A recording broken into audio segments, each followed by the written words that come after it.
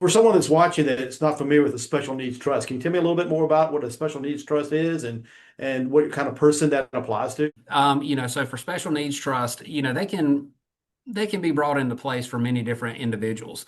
A lot of times from what I see in the trust that I administer, it may be created from a personal injury, Right, lawsuit. I have several of those where the individual was, in an accident.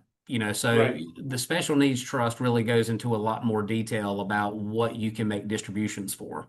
They're going to receive those benefits from the government that cover their standard level of Hmm. care, so for their housing, their rent, or their living expenses. And the trust will Right. be for any expenses above and beyond that.